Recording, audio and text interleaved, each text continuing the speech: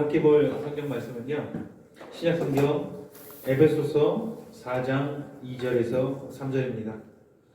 신약 성경 에베소서 4장 2절에서 3절입니다.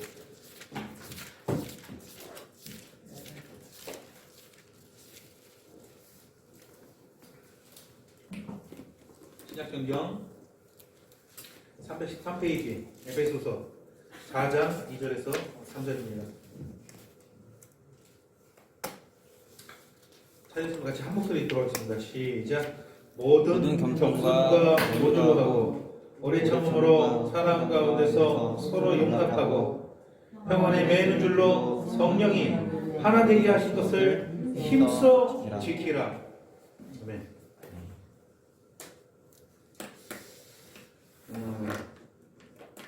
우리가 정확히 한 1년 전쯤에 이 본문 말씀을 같이 본 적이 있었는데요. 제 확신이 맞다면 여러분들 잘 기억이 안 나실 거예요. 근데 또 전혀 다른 또 메시지가 또 우리에게 있기 때문에 오늘 그래서 이 3장을 통해서 모두 은혜 받기를 소원합니다. 아멘. 그리스도인들의 특징은 그 신앙의 그 믿음에 능력이 있다는 것입니다. 우리는 능력을 가지고 있다는 거예요.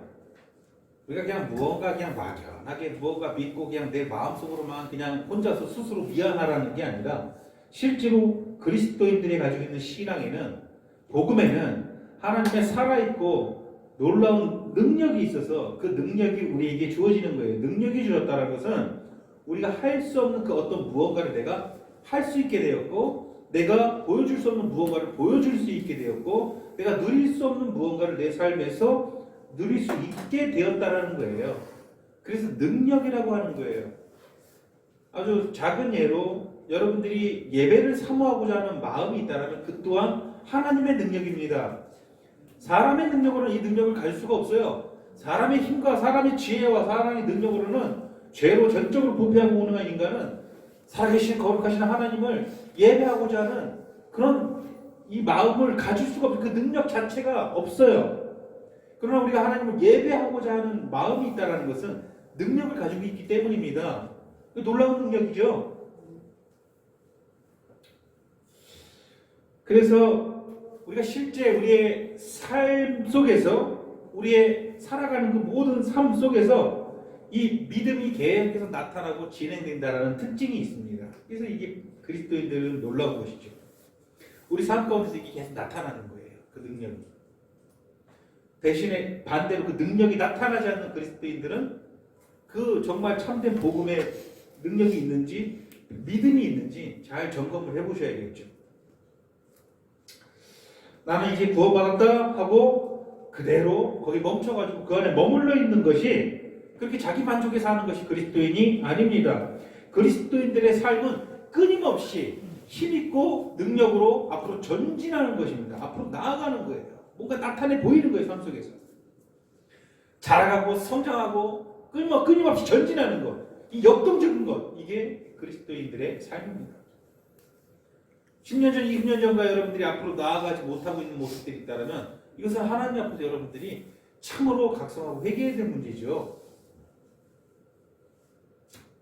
오늘 본문에서는 이런 삶 가운데서 구체적으로 나타나는 가장 중요하고도 핵심적인 사항을 우리에게 교훈해 주는데 그것이 무엇입니까? 평안에 매는 줄로 성령이 하나 되게 하신 것을 힘써 지키는 일입니다. 우리 삶 가운데서 우리가 믿음이 있고 우리가 능력이 있기 때문에 당연히 삶 가운데서 드러나 나타나야 되는 일들 중에서 가장 핵심적이고 근본적인 것을 말씀해 주시는 거예요. 어떤 일이에요? 어떤 일이 우리 삶 가운데서 나타나야 되는 거예요? 성령이 하나 되게 하신 것을 우리가 힘써 지키는 것이 우리 가운데서 나타나야 돼요. 왜? 우리는 믿음을 가지고 있는 사람이니까. 우리는 하나님의 자녀니까. 우리는 그리스도인이니까. 그리스도의 생명을 소유하고 있으니까. 당연히 나타나야 되는 거예요. 이것이 나타나지 않는다면 뭔가 대단히 큰 문제가 있다는 이게 근본적인 거예요. 뭐라고요? 성령이 하나 되게 하신 것을 힘써 지키는 일입니다.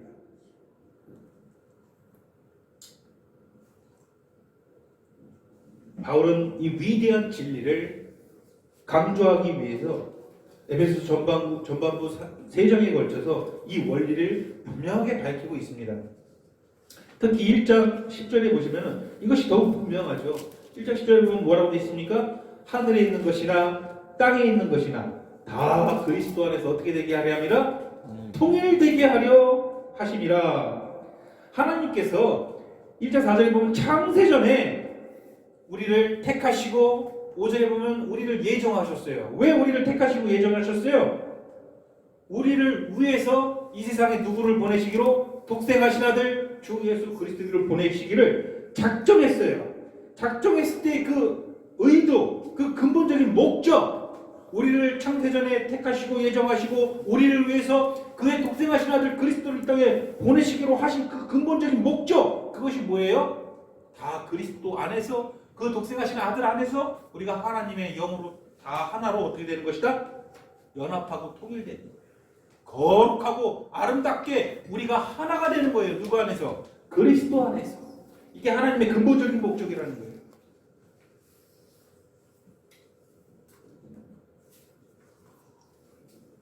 죄와 악이 하나도 없는 완전한 형태의 하나됨, 범죄하기 이전의 어떤 그 모습, 죄가 없었던 그 모습을 훨씬 초월하는 그런 순수한 연합과 하나됨.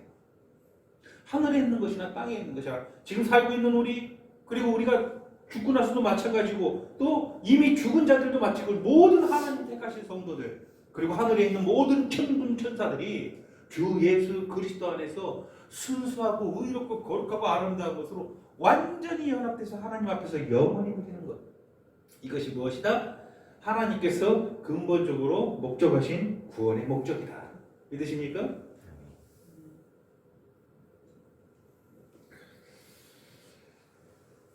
이것을 사모하십니까? 사모하세요?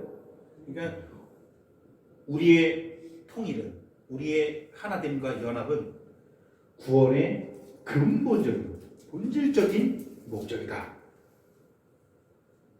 관심 있으십니까? 이것을 사모합니까? 더 나아가서 이 교회의 하나됨을 여러분들 생명보다도 소중히 생각합니까? 이것을 스스로에게 물어봐야 되는 거예요. 나는 전적으로 하나님의 은혜로 구원받았는데 하나님께서 목적하신 그 구원을 바라보고 있는가? 내 마음대로의 구원을 바라보고 있는가? 잘 생각해야 돼요. 하나님께서 의도하시고 부르신 목적이 무엇이다? 우리를 하나 되게 하는 거예요. 누구 안에서?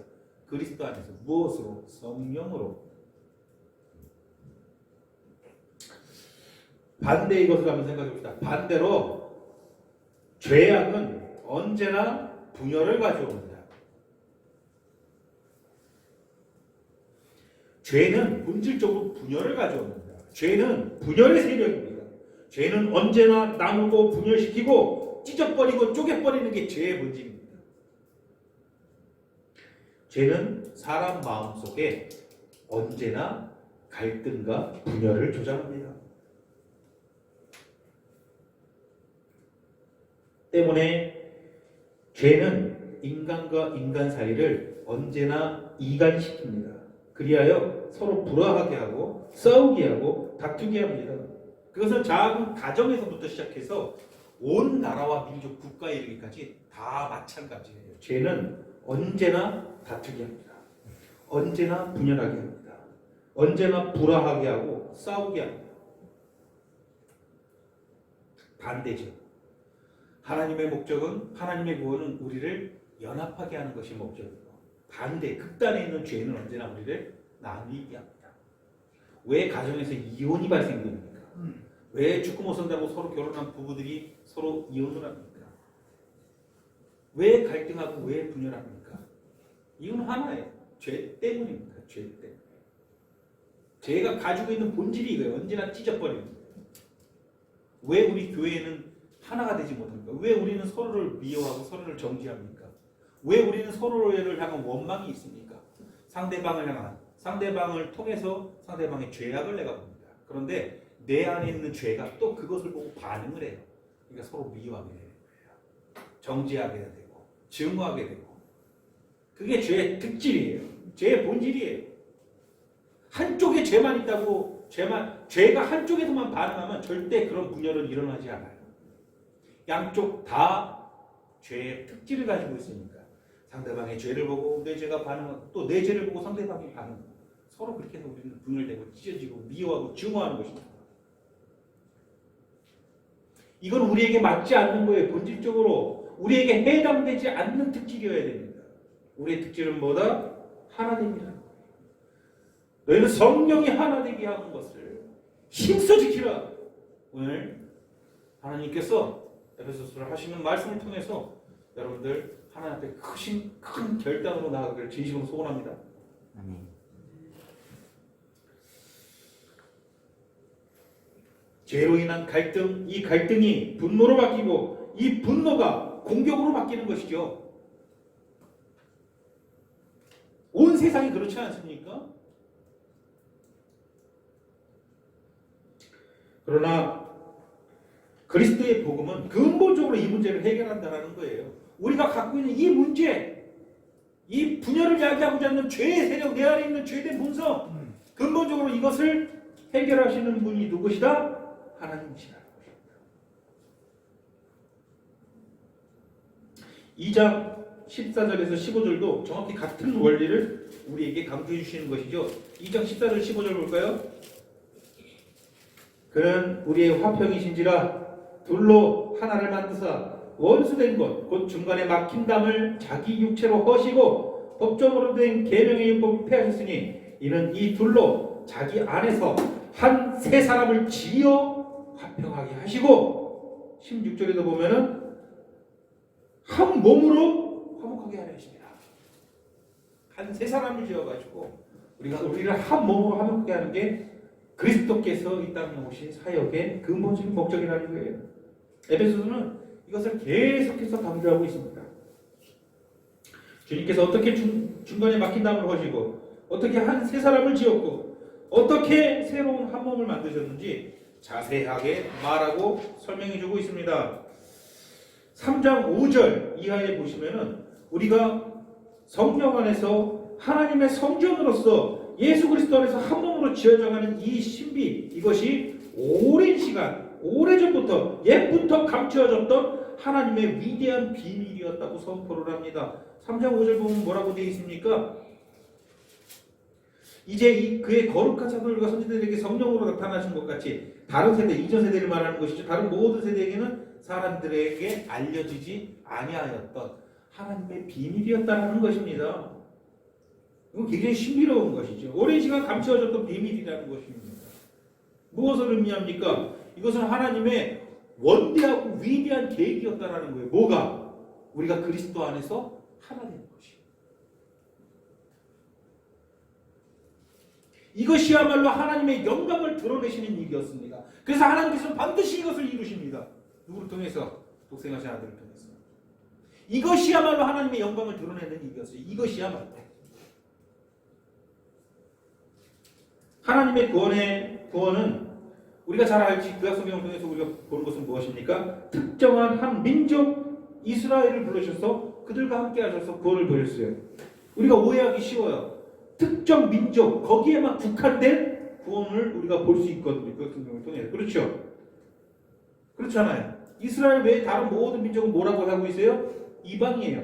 이스라엘 민족 다른 우리 민족 포함 모든 민족은 다 너희가 통혼도 하지 말고 그들과 교제하지도 말고 사귀지도 말고 그들과 함께 거하지도 말라. 이게 하나님의 강력한 율법이었어요. 그렇죠? 하나님의 구원은 특정 민족에만 국한된 것으로 보입니다. 하지만 그게 아니었다라는 거예요. 이거 비밀이었다라는 거예요. 온 세상, 온 민족 가운데 하나님께서 택하신 자들이 있고 하나님께서 예정하신 자들이 있는데 그 모든 자들이 때가 되었을 때 그의 독생하신 아들 그리스도 안에서 하나가 되는 것, 완벽한 모습으로 연합하는 것, 이것이 하나님의 위대한 계획이었고 그렇기에 그 위대한 계획을 이루시기 위해서 그 이전 모든 다른 세대에게는 이것이 감추어졌던 비밀이었다는 것이죠. 이제 이 비밀이 우리 안에서 나타난 거예요. 드러난 거예요. 믿으십니까?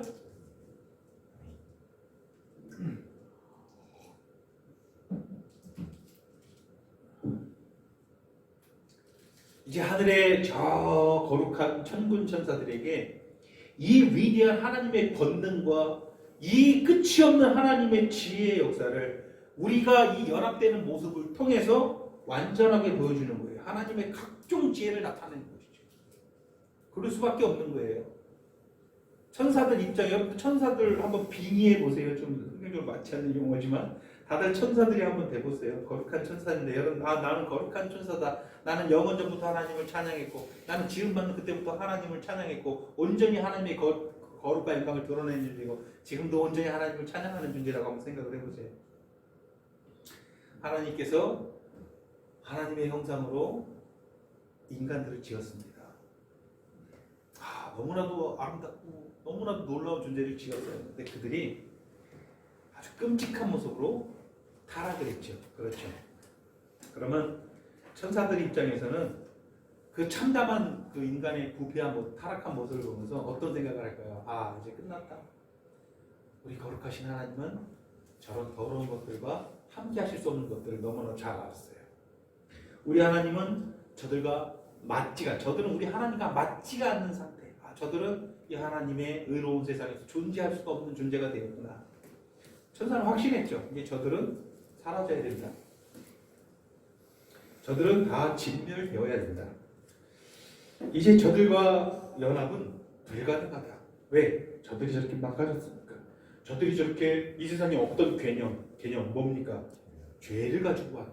이 세상에 없던 개념, 이 세상에 있던 개념이죠. 사탄은 악한 존재니까 어쨌거나 악한 존재가 되었다는 거. 저들이 저 타락하고 부패한 천사 사단과 같이 되었다는 것을 알고 있었어요. 아주 본질적으로 사단과 똑같은 존재가 되었다는 걸 알고 있었어요. 하나님의 영광으로부터 멀어지게 된 사탄과 같이 이제 하나님과 다시 하나님이 불가능하다는 것을 천사는 알았다는 거예요. 그렇죠. 그런데 하나님께서는 그들을 진멸하시지 않고 하나님께서 그들과 계속 관계를 맺으시는 거예요. 혼란합니다. 우리 하나님은 죄와 악을 만지시지 못하시는 분은 내가 알고 있는데 우리 하나님은 조금 더 더러운 것들을 허용하지 않는 분으로 내가 알고 있는데 우리 하나님과 맞지가 않는 분 아는데 왜 저들과 관계를 할까? 왜 저들 가운데서 사람을 택하시고 저들 가운데 말씀을 하시고 하나님의 영광으로 저들 가운데 임재를 하실까? 이게 어떻게 된 일일까? 하나님이 이상하다. 하나님을 의심할 수도 있었겠죠. 그렇지 않아요?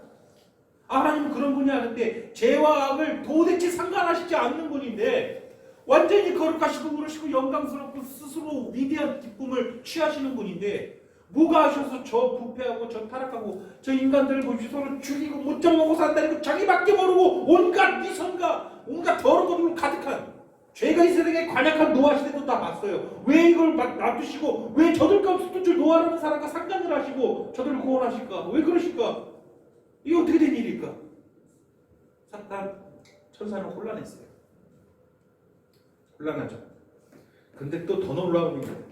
나를 지으신 우리 창조주 저 하나님, 저 성자 그리스도께서 사람이 되셔서 이 땅에 가는 거예요. 저들과 같은 모습으로. 이것도 천사 입장에서는 이거 도대체 모든 게 그냥 수수께끼예요. 그렇잖아요. 근데 그분이 하시는 일을 보는 거예요. 그 거룩하신 손과 발에 못 박히시는 걸 다 봐요.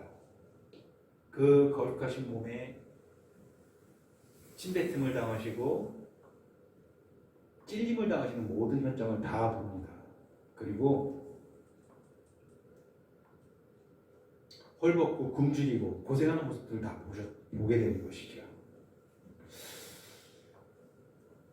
미치겠어요. 도대체 하나님과 맞지 않는 저 존재들, 하나님을 대적하는 저 존재들, 언제나 하나님의 영광을 바라보고 하나님을 증오하는 저 존재들, 모든 인간들은 다 더러워져가지고 하나님을 경배하기는커녕 다들 하나님을 조롱하고 하나님께서 창조하신 모든 세상을 저렇게 우롱하고 있고 자기 의에 자기 멋에 취해가지고 죄에 취해가지고 저렇게 살아가는 모습이 나는 사실 너무 구역질 않는데 나는 거룩한 천사로서 나는 저들과 같이 가까이 가는 것도 나는 어떻게 불가능할 것 같은데 어찌 하나님은 저럴까? 어떻게 하나님 저들 품속으로 저들 가운데 가가지고 오히려 저들한테 수단을 당하시고 저렇게 사실까? 이게 왜 그러시는 걸까 도대체?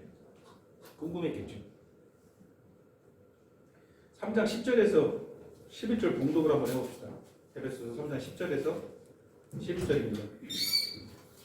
3장 10절에서 11절 시작.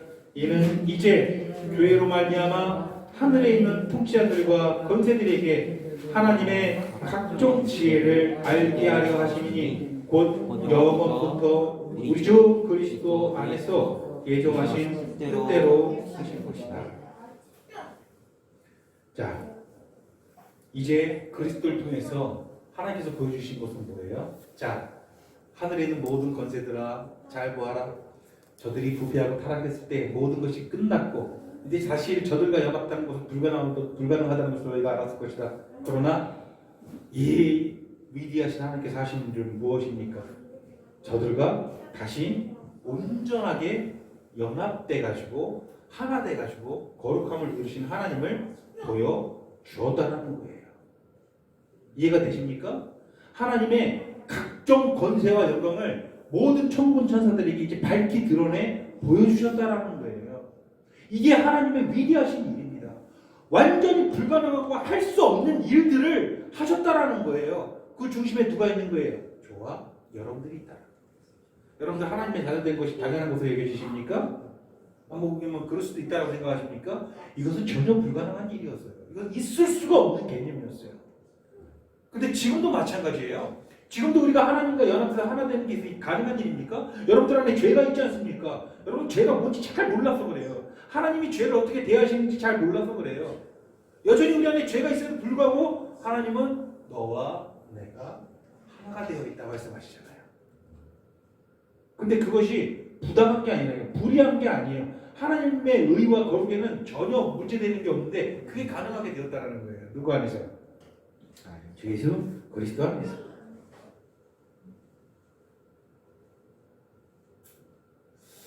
온전한 통일을 이루셨다는 거예요. 이건 굉장히 비밀스러운 일이었고 위대한 일을 하나님께서 하신 것이죠.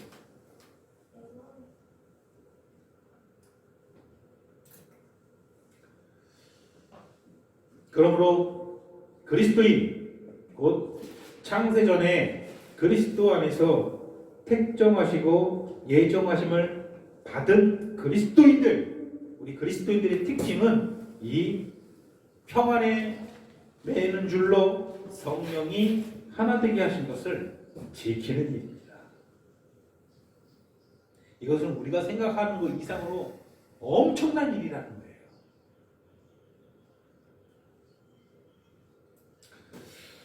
우리의 하나됨의 특징은 단순한 연합이 아니죠.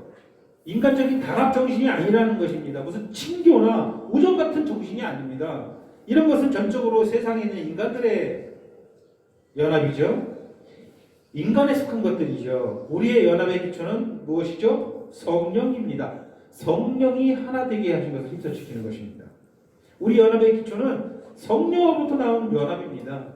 이것이 오늘 본문에서 교훈하는 연합이죠. 이 연합의 기초는 하나님의 진리의 말씀이에요. 그 말씀을 토대로 성령께서 하시는 일이에요. 인간적인 연합과 단합과는 전혀 다른 것입니다. 인간적인 친교와는 전혀 다른 것입니다.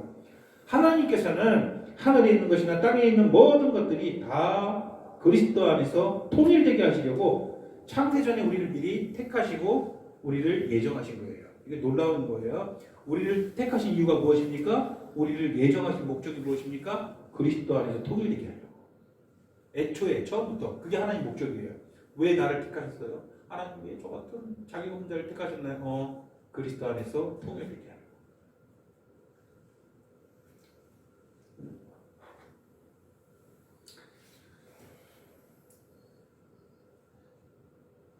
때가 되어서 하나님께서 그의 독생하신 아들 주 예수 그리스도를 이 땅으로 보내시고 그분을 통해서 모든 막힌 담을 허시고 한 새 사람을 지으셨습니다. 이와 관련한 모든 진리와 교리를 토대로 한 통일, 이것이 우리 연합의 기초입니다. 그래서 1장, 2장, 3장에서 이 진리들을 요약하고 4장은 어떻게 시작합니까? 그러므로 이렇게 하나님께서 이 모든 것들을 이루어 주셨으니까 이 진리를 토대로 그러므로 성령이 하나 되게 하신 것을 너희가 힘써 지키라는 거예요. 우리의 하나됨의 가장 토대는 오직 살아계신 하나님 말씀이다. 이것을 토대로 하는, 그냥 우리가 서로 좋게 지내고 서로 그냥 우애 좋게 지내고 그냥 인간적인 친교가 절대 아니, 이것은 우리의 연합의 기초가 될 수 없는 거예요. 그러나 이 교회는 그것을 부지런히 노력하고 있죠. 그냥 모여가지고 가깝게 지내고 서로 위해주고 잘 챙겨주고 이것이 연합이라고 생각해요. 이것은 인간적인 연합일 뿐이라는 거예요. 교회의 연합은 이거를 훨씬 초월한 연합입니다. 그것을 우리가 늘 인지하시길 바랍니다. 생명을 초월한 연합이라는 것이죠. 이 연합의 기초는 진리의 말씀이요, 이 연합의 주체는 거룩하신 성령 하나님이십니다. 믿으십니까? 여러분, 이 연합 안에 들어와 있습니까? 우리더러 하나가 되라는 것이 아니죠. 그렇죠? 성령이 하나 되게 하셨고 성령께서 창출해내신 것, 이것을 우리가 어떻게 하라는 거예요? 지키라는 거예요. 이 통일을 깨트리지, 성령께서 하신 이 통일을 깨트리지 않도록 여러분들이 아주 조심하고 그것을 지켜나가라는 것입니다. 조심하고 있습니까? 이거 깨트리지 않으려고? 우리의 연합은 성령께서 이루신 살아있고 생명이 있는, 운동력이 있는 그런 연합입니다. 주 예수 그리스도와 살아계신 우리 주님과 함께하는 연합입니다. 다시 말해서 그리스도의 성령이 내주하시지 않는 자는 이 연합을 절대로 경험할 수 없다는 것입니다. 여러분, 이 그리스도 안에 있는 연합을 경험하십니까? 체험하십니까? 성령이 있게 가는, 성령이 어떤 이 연합은 전혀 불가능해요. 전혀 체험할 수 없어요.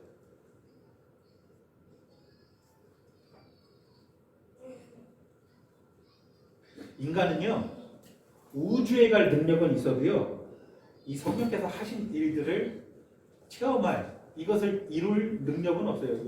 연합을 이룰 능력은 없어요. 참된 연합, 진짜 연합은 오직 성령만이 이루시는 능력이기 때문입니다. 여러분들이 교회에 하나된, 하나님 앞에서 그리스도 안에서 통일됨을 누리지 못한다면 기도하셔야 돼요. 무엇을 기도해야 됩니까? 내가 저들을 사랑할 수 있게 해주세요. 아니야. 그 기도는 옳은 기도가 아니에요. 순서가 잘못된 거예요. 성령 충만을 기도해야 돼요. 성령께서 나를 다스려주시고 먼저 기도해야 돼요. 성령이 내주하시지 않는 이상 여러분들은 이 연합을, 이 하나됨을 절대 체험할 수 없어요. 그러니까 교회 자체를 그냥 인간들의 모임 그 이상 이하로 아닌 걸로 보일 거예요. 아예 그냥 내가 잘 챙겨줘야 되는 사람들, 내가 그냥 섬겨줘야 되는, 이걸로 끝나는 거예요. 별것도 아닌 것으로 보이는 것이죠. 사람이 됨됨이만 보이는 것이죠. 여기 중앙에 계신 가장 척추고 본질이신 머리에 계시는 주 예수 그리스도는 보지 못하는 거예요. 그냥 사람들 몇몇만 보는 거예요. 그러니까 죄만 발동하는 거예요. 분열하고 서로 미워하고 서로 갈라지고 서로 정죄하고 내 죄만 계속 발동되는 거예요. 이것은 교회의 모습이 아니죠.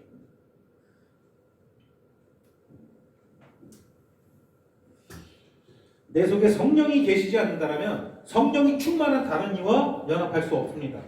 마찬가지로 내 속에 있는 성령이 계신데 다른 지체 안에 성령이 계시지 않는다면 우리는 연합할 수 없습니다. 내 안에 성령이 계시고 다른 지체 안에 성령이 계셨을 때 우리가 그 성령 안에서 참으로 뭐 할 수 있습니까? 연합할 수 있는 것이에요. 성령이 둘에게 다 같이 계실 때에만 진정한 교제와 연합이 가능한 겁니다. 이것이야말로 영적 교제의 유일한 근거가 되는 거예요. 이 연합이 존재하는 것은 성령의 지배와 성령의 교제가 실현되는 것입니다. 인간적으로 우리 허물을 봐도요. 여러분, 제가 그 연예인들 중에서 가족과 연 끊는 연예인들을 항상 좀 비판하는 이유가 그거예요. 인간이기 때문에 내 혈연과 내가 이렇게 갈라질 수가 없어요. 그렇지 않나요? 저는 그렇게 생각을 하거든요. 끊을 수 없어요. 아무리 못난 짓을 하고 아무리 못된 짓을 서로 하든 간에 이 혈연으로 맺어진 관계는요, 끊을 수가 없는 관계예요. 그보다 더 이상이죠. 성령으로 맺어진 이 연합의 관계는요, 서로 우리 허물을 발견하고 아무리 미운 짓을 하고 그래도요, 이건 끊을 수가 없어요. 본질적으로 나는 그를 사랑할 수밖에 없는 거예요. 맞습니까? 이게 성령 안에서 연합된 자들의 특징이거든요. 이것은 절대 이 공동체는 무너질 수가 없는 거예요. 그러나 교회가 분열되고 무너진 것은 무엇입니까? 온전히 그들이 다 성령 안에서 하나 되지 못했기 때문인 것이죠. 답은 뻔한 거예요.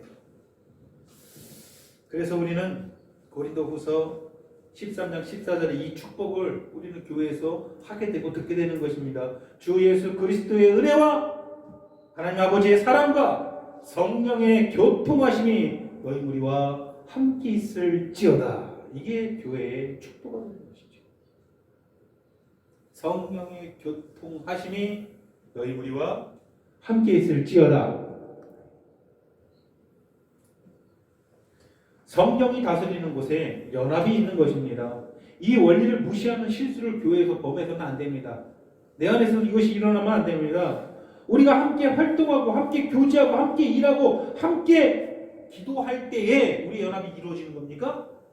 아니에요. 우리가 함께 예배한다고 우리 연합이 이루어지는 겁니까? 아니에요. 그럴 것 같지만 아니에요. 우리가 함께 잘 모이고 함께 잘 우리가 챙겨주면 연합이 이루어지는 겁니까? 아니에요. 이 자리에 온다고 우리가 연합이 이루어지는 겁니까? 아니에요. 내적인 무언가가 되지 않는 사람이 이곳에 한번 와보세요. 우리가 하나가 될 수 있습니까? 안 된다라는 거예요. 전제 조건은 무엇입니까? 성령이 하나 되게 하신 것을 힘써 지키라. 그 안에 성령이 계셔야 된다는 거예요. 그 안에 복음이 들어가서 주 예수 그리스도를 내 주라고 시인했을 때 우리가 성령 충만을 받고 그 성령이 내 안에 내주하셔야 돼요. 우리가 중생하여야 됩니다. 성령으로 거듭나야 돼요. 이것이 되어야 우리 연합이 가능한 겁니다.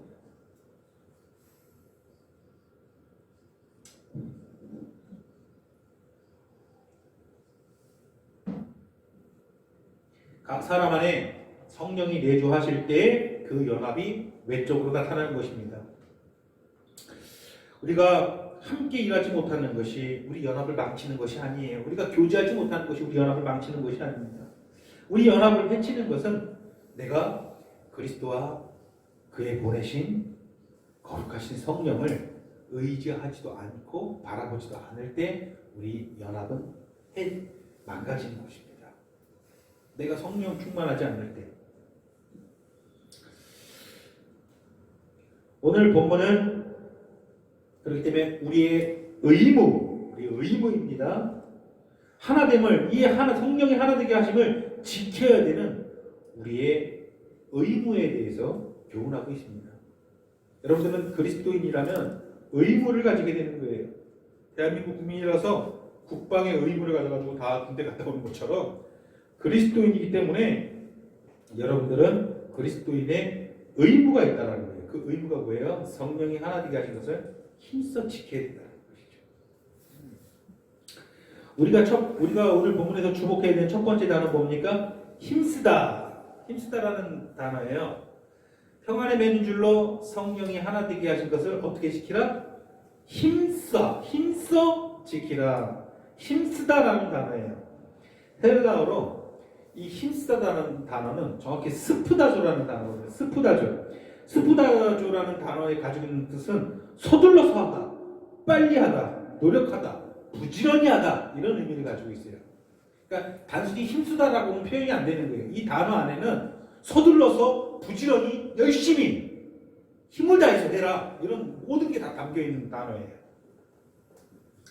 그리스도인은 하나님을 지키는 데 있어서 서두르는 마음으로 부지런한 마음으로 서둘러서 빨리 부지런하게 그런 심정으로 이 성령이 하나 되게 하신 것을 지켜야 된다는 거예요. 다시 말해서 이 말은 무슨 말입니까? 우리 삶에 있어서 이것이 가장 주된 삶의 목적이어야 된다는 거예요. 우리 삶에 있어서 가장 주된 일이 바로 이것이 되어야 된다는 거예요. 뭐가? 성령이 하나 되게 하신 것을 힘써 지키는 게. 우리는 그리스도 안에서 성령이 하나 되게 하신 이 일을 지키는 데 있어서 지대한 관심과 열심으로 하루하루를 살아야 되겠습니다. 지대한 관심과 열정과 열심으로 이것을 바라보고 삼하고 살아가라는 뜻이에요. 그렇게 하고 있습니까? 그렇게 하고 있어요? 저 믿음의 선주같이 오늘 내가 죽는다 해도 이 교회를 지켜주시옵소서. 그 기꺼이 순교할 수 있는 그 정신으로 살아가라는 거예요.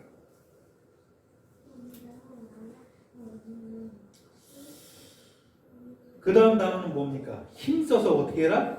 지켜라. 지키다. 지키라. 이것은 테레오. 헬라어로 테레오라는 단어예요. 테레오라는 단어는 방어하고 보존한다라는 의미예요. 우리더러 연합하라는 것이 아니죠. 성령께서 이루신 이 연합을 우리가 잘 지키고 보존하라는 거예요. 잘 보존하라는 거예요. 우리더러 연합하라는 게 아니에요. 이미 우리 안에는 연합이 있는데, 여기 그리스도가 계시다면 우리 안에는 이미 연합이 존재하는데, 이것을 잘 어떻게 하라? 지키라는 거예요. 내 개인적인 욕망과 내 개인적인 재성으로 내가 판단하고 행동하고 내가 이 교회에서 행하는 것이 아니라, 교회에 하나 되게 하신 이것을 힘써 내가 지키라고 보존을 하는 것이 나의 사명이라는 거예요.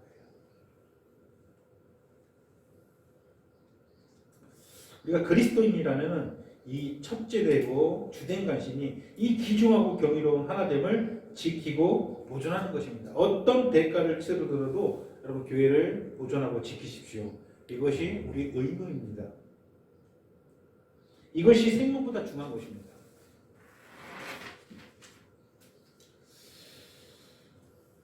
우리가 이것을 힘써서 지키기 위해서 반드시 가져야만 되는 덕목들, 필수 요소들도 오늘 부분에서는 정확하게 우리에게 말씀해 주십니다. 필수적인 요소들이 있어요. 첫 번째 필수 요소는 뭐입니까? 모든 겸손으로. 모든 겸손으로. 겸손은요, 마음을 낮춘다라는 말이, 이것이 없으면 성령이 하나 되게 하시면서 우리가 지킬 수 없어요. 불가능해요. 마음을 낮춘다라는 거예요. 이 겸손이라는 것은요, 그리스도인의 모든 덕목들 가운데 가장 으뜸이 되는 덕목입니다. 가장 으뜸이 되는 요소예요. 이것을 우리가 하나님의 자녀가 되었다는 징표예요. 뭐가요? 겸손.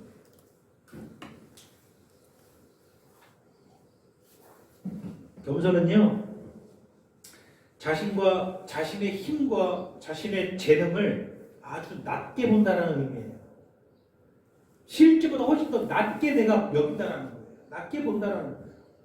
나를 드러내려고 하는 거, 나를 자꾸 주장하려고 하는 나를 낮게 본다는 것이죠. 빌립보서 2장 3절에서 뭐라고 합니까? 그는 근본 하나님의 본체이시나 하나님과 동등됨을 취할 것으로 여기지 아니하시고 오히려 자기를 비워 종의 형체를 가지셨다. 누가? 주 예수 그리스도가. 그리고 죽기까지 어떻게 했다? 복종하셨다. 주님께서요, 산상수훈에서 심령이 가난한 자는 복이 있나니 하신 말씀이 바로 이거예요. 겸손한 자가 복이 있다는 거예요. 심령이 가난, 내가 가난한 자를 여기는 거예요. 우리 모두는요, 자신을 신뢰하고 자신을 믿으려고 하는 못난 본성이 있습니다. 자기 자신이 자기의 주관자가 되고 싶은 본성이 우리 안에 있습니다. 그렇기 때문에 내 것을 고집하고 내 생각을 관철시키고 싶고 결코 내 것을 버리지 못하는 근성이 우리 안에 있습니다. 나를 위해서 다 버리신 주님을 생각하지는 않고 내 것을 잡고 내세우려는 그런 본성이 있습니다. 권위를 세우고 권위를 쫓는 것만큼 교회를 망가뜨리는 일은 없습니다. 항상 교회는 권세를 쫓고자 하는 마음 때문에 망가져 왔습니다. 우리 각 사람은 각각 직분이 있습니다. 우리는 다 지위가 있어요. 거기에 따른 권위들도 하나님께서 분명히 주셨습니다. 우리 모두는 직분에 충실해야 됩니다. 하나님께서 주신 권위에 충실해서는 안 돼요. 우리 장로님, 하나님께서 장로라는 직분을 주셨고 거기에는 권위가 있습니다. 그러니까 제가 볼 때는 한 번도 권위에 충실하는 것을 저는 본 적이 없어요. 직분에만 충실하시죠. 마찬가지예요. 저도 그래야 되고요. 마찬가지예요. 저에게 제일 해당되는 것이죠. 저는 목회자로서 하나님께서 권위를 주셨죠. 그러나 제가 목회자로서 직분에 충실해야지 자꾸 권위에만 충실하다니 이 교회는 반드시 망가지게 되어 있습니다. 바울은 겸손과 함께 오늘 본문에서 또 무엇을 말하고 있습니까? 온유라는 말을 함께 하고 있습니다. 온유는 속마음이 부드럽고 상냥하다는 뜻이겠죠. 그렇죠. 참된 온유는 근데 부드럽고 상냥함과 동시에 그 안에 아주 강함을 같이 동반합니다. 언제나 그래요? 갈대와 같죠? 갈대는 부드럽지만 유함 속에 뭐가 있어요? 강함이 있잖아요. 모세는 온유한 사람이었지만 아주 강직한 인물이었습니다. 맞죠? 아주 강력한 인물이었어요. 온유는 하나님께만 모든 것을 맡기고 오직 하나님만 의지하고 모든 것을 이겨내는 강력한 신앙, 이것이 온유 안에 들어있는 같은 요소예요. 우리 주님은 온유하셨죠. 하지만 우리 주님도 아주 강력하셨어요. 그렇지 않나요? 우리 주님만큼 온유하신 분은 이 세상에 존재하지 않아요. 그러나 그분만큼 강한 분도 존재하지 않아요. 강하다라는 것은 뭐예요? 모든 것을 이겨내시잖아요. 온전히 하나님만 바라보고 모든 것을 맡기고 모든 것을 이겨내잖아요. 모든 것을 견디고 참아내시잖아요. 이게 강함 아닙니까? 겸손과 온유는 우리가 성경이 하나 되게 하심을 지키는 가장 필수적인 첫 번째 요소들입니다. 마태복음 11장 28절에서 29절 보면 수고하고 무거운 짐진 자들아 다 내게로 오라 내가 너희를 쉬게 하리라. 나는 마음이 온유하고 겸손하니 나의 멍에를 메고 내게 배우라. 그러면 너희 마음이 쉼을 얻으리니. 우리의 주님의 마음은 항상 겸손하고 온유하셨습니다. 이것이 우리의 주님의 특질입니다. 겸손과 온유를 가지시고 우리를 살리셨습니다. 겸손과 온유를 가지고 우리를 섬기셨고 자신을 희생시키셨습니다. 믿으십니까? 우리는 이런 주님께 속하였고 그분의 몸의 지체이므로 똑같이 마땅히 이 겸손과 온유를 소유해야 되겠습니다. 베드로전서 5장 5절 보면은 다 서로 겸손으로 허리를 동이라. 하나님이 교만한 자를 대적하시되 겸손한 자들에게는 은혜를 주시리라. 여기서 동이라, 허리를 동이라, 뭐야? 앞치마를 두르라는 거예요. 우리 모두 요한복음 13장을 한번 떠올려 봅시다. 우리는 요한복음 10장, 13장에서 이 땅에 계신 하나님의 독생자 우리 주 예수 그리스도께서 서 있는 모습을 보게 됩니다. 너무나도 존귀한 분이시지만 너무나도 평범해 보이는 그분의 모습을 여러분 떠올려 보십시오. 그 모습을 생각해 보십시오. 그분이 거기 지금 서 있습니다. 그분은 자신이 누구이시며 어디로부터 와서 어디로 갈 것인지 잘 알고 계셨습니다.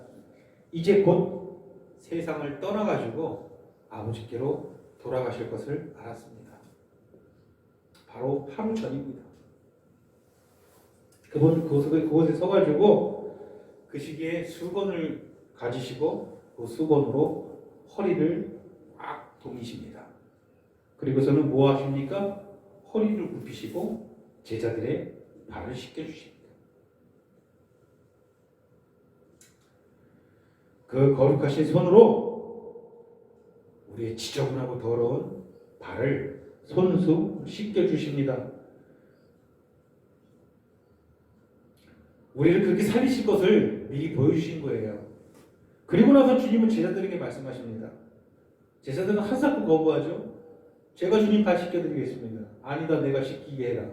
그리고서는 하신 말씀이 뭐예요? 너희들이 주요 선생이라고 하는 내가 너희들 발을 씻겨주고 있으니 너희들도 서로 발을 씻겨주어야 한다는 거예요. 여러분, 주님께서 여러분들 발 씻겨준 것만 맨날 감동하고 그것만 의지하고 사시겠습니까? 아니면 주님의 이 마음을 받아서 여러분들도 서로 발을 씻어 주어야 되겠습니까? 여러분들도 발을 서로 씻겨 주어야죠. 서로 더럽고 지저분한 거 다 눈에 보이지만 서로 씻겨 주고 섬겨야죠. 그게 교회 아니겠습니까? 그게 우리 주님 마음 아니겠습니까? 그런 우리 주님의 겸손과 온유로 우리가 구원받지 않았습니까? 그런 주님의 겸손과 온유가 없었다면 우리가 어찌 지금 하나님을 아버지라고 부를 수 있고 우리 주님과 함께 동행할 수 있겠고 이 험한 이 험곡에서 살아가면서 어떻게 이렇게 위로와 평강을 누릴 수 있겠습니까? 요한복음 13장 1절에 우리 주님에 대해서 이렇게 말씀하십니다. 세상에 있는 자기 사람들을 사랑하시되 끝까지 사랑하시되 우리 발을 씻기시고 이같이 우리를 사랑하셨기에 우리도 서로 사랑하는 것이 마땅한 것입니다. 이것이 평안에 매는 줄로 성령이 하나 되게 하심을 지키는 비결입니다. 우리 주님을 생각하십시오. 우리 주님을 바라보시고 그분이 우리에게 몸소 행하신 것을 기억하시고 우리도 그와 같이 행해야 된다. 우리 주님이 나를 어떻게 살렸는지 우리가 한 번만 생각한다면 우리가 어찌 서로 갈등하고 서로 싸우고 서로 공격할 수가 있겠습니까?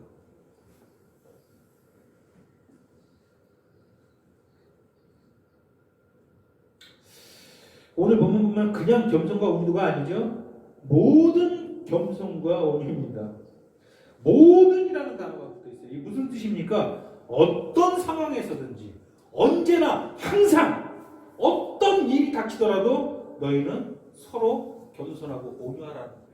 어떤 상황이 닥치더라도 우리는 서로 발을 씻겨 주어야 됩니다. 서로가 서로를 꼭 안아줘야 됩니다. 이 험한 세상에서 우리가 서로를 꼭 안아주지 않는다면 우리가 무슨 능력으로 살아가겠습니까? 우리는 언제 어떻게 무슨 일을 당할 줄 알지 못해요. 오늘날 내가 당하는 것을 1년 전에 나는 전혀 예상하지 못했어요. 여러분들도 마찬가지예요. 1년 뒤에 여러분들이 겪을 것을 오늘 여러분들은 전혀 알지 못해요. 자신하지 마세요. 확신하지 마세요. 뭘 확신할 수 있을까요? 여러분 인생에 대해서? 아무것도 여러분들이 결정지을 수 있는 것은 없어요. 무슨 일이 닥치더라도 그러나 무슨 일이 닥치더라도 너희는 변함없이 그 자리에 서서 언제나 뭘 해줘야 된다는 거예요? 서로 발을 씻겨 주어야 된다. 그렇게 하시겠습니까? 서로 꼭 안아주세요. 우리가 서로 좀 안아줍시다.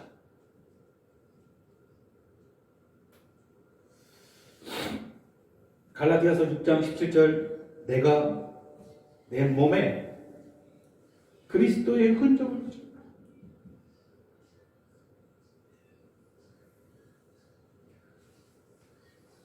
이 하찮은 몸에 이 영혼 가운데 그리스도의 흔적이 있습니다.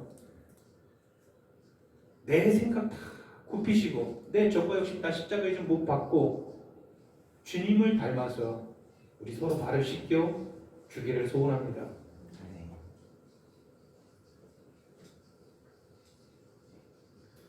또 다른 필수 요소는 무엇입니까? 오래 참음입니다. 이것은 간단히 말해서 오래 견딘다라는 것입니다. 그것은 무슨 말이에요? 화를 내지 않고 오랫동안 자제한다라는 뜻이에요. 다시 말해서 우리가 서로를 바라볼 때 때로는 화가 난다라는 거예요. 때려주고 싶다라는 거예요. 섭섭하고 원망도 되고 그런데 뭐 하라는 거예요? 오래 참으라는 거예요. 그래야 우리가 성령이 하나 되게 하신 것을 지킬 수 있다는 거예요. 다른 형제들이 여러분들의 화를 돋굴 수가 있어요. 여러분들이 그 분노를 막 참지 못하고 막 그 충동이 여러분들을 힘들게 할 때 그 충동에 굴복하지 말고 여러분 견뎌내셔야 된다는 거예요. 마음속에 자꾸 그것을 품어서는 안 돼요. 오라가 치밀더라도 거기에 굴복해서는 안 됩니다. 아무리 그것이 여러분 스스로 의분이라고 생각해도 의분은 없어요, 여러분. 분내로 이루어질 하나님의 일은 없습니다.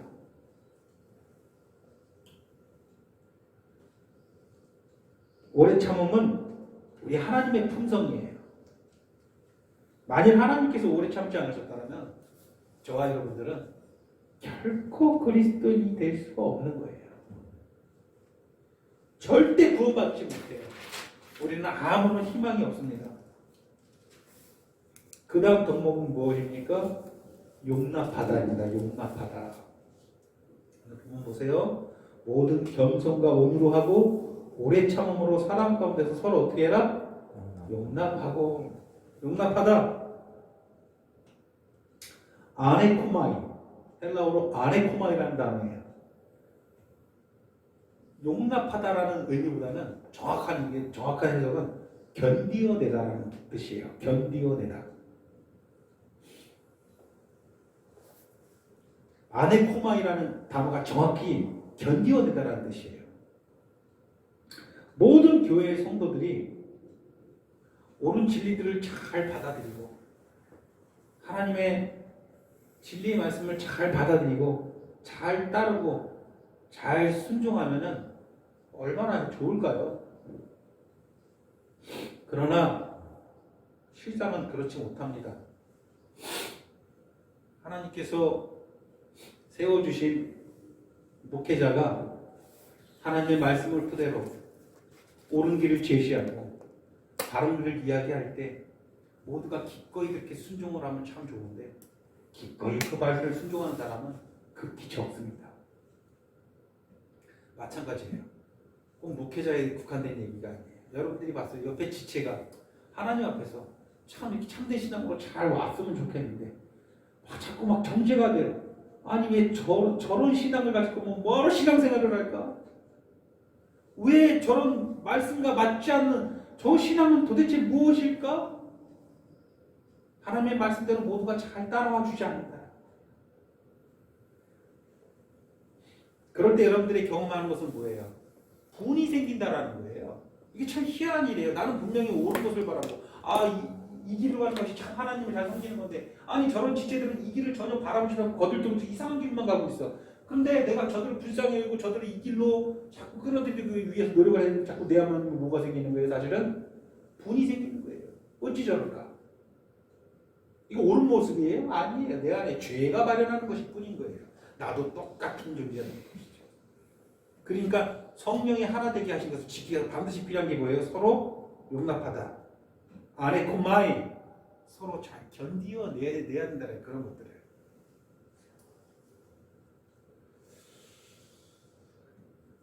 그런 모습들을 볼 때 우리는 어찌하면 좋을까요? 그를 설득하기 위해서 노력을 해야 됩니다. 그를 잘 용납해야 됩니다. 잘 견디어내어야 합니다. 그런데 제가 개인적인 간증을 한번 해볼게요. 저는 그런 지체들을 바라볼 때 늘 이기려고만 한 것 같습니다. 그를 이겨내려고만 했던 것 같아요. 그래서 공격하고 윽박질렀습니다.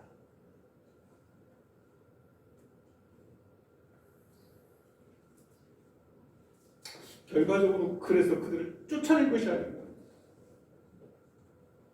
그런 좀 마음이 많이 듭니다.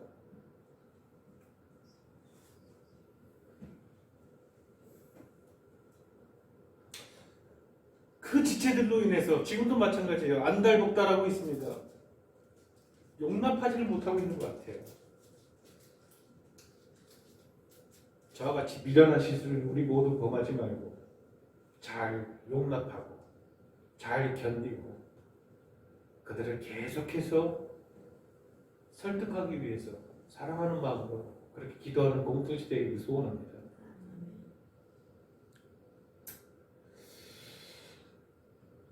우리는 서로 앞으로도 영원히 마찬가지예요. 인내심 있게 대해야 됩니다. 우리는 인간이에요. 우리 안에는 여전히 죄성이 있어요. 우리는 서로에게 상처를 받을 수 있어요. 서로를 바라보면서 화가 날 수 있어요. 우리가 그런 존재인데 우리 주님은 우리 앞에서 그런 내 앞에 허리를 굽히고 내 말을 씻겨주었잖아요. 그렇죠? 근데 나는 그들보다 훨씬 더 괴성 같은 나를 위해서 그 거룩하신 손으로 내 앞에 무릎을 꿇고 허리를 숙여서 발을 씻겨주신 주님을 왜 생각을 못합니까? 우리는 서로 용납하고 오래 참음으로 이 성령이 하나 되게 하신 것을 힘써 지키는 그런 공동체 되기를 소원합니다. 잘못된 판단과 의견을 두둔하라는 게 아니에요. 그것을 지켜 세워주라는 게 인정해주라는 것은 아니에요. 그 그것이 잘못됐다라고 꼬집는 것은 제가 할 테니까 여러분들은 그들을 용납해요. 잘 견뎌주라는 거예요. 여러분들이 생각하는 것처럼 저는 우리의 온전한 하나됨을 한 번도 포기한 적이 없습니다. 앞으로도 포기 안 할 생각입니다. 그리고 하나님 보시기에 아름다운 교회가 되는 것을 저는 확신합니다.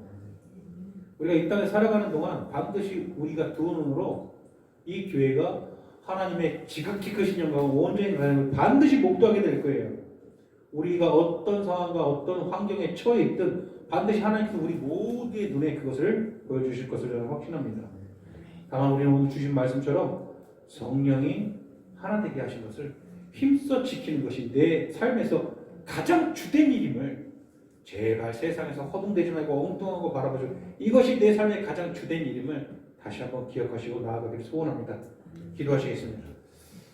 사랑의 하나님, 오늘도 말씀을 통해서 하나님께서 그 귀하신 우리 주 예수 그리스도의 몸이 나를 위해서 버림받고 찢기실 때에 이 목적을 향해서 우리 주님 안에서 우리가 온전하고 거룩한 모습으로 하나 되는 이것을 바라보시고 모든 것을 견뎠다는 사실을 기억하고 우리도 같은 마음으로 겸손과 온유로 그리고 오래 참음과 용납함으로 이렇게 나아갈 수 있는 우리 교회 될 수 있도록 하나님 우리에게 능력과 지혜로 함께하여 주시옵소서. 예수님의 이름으로 기도드리오나이다. 아멘.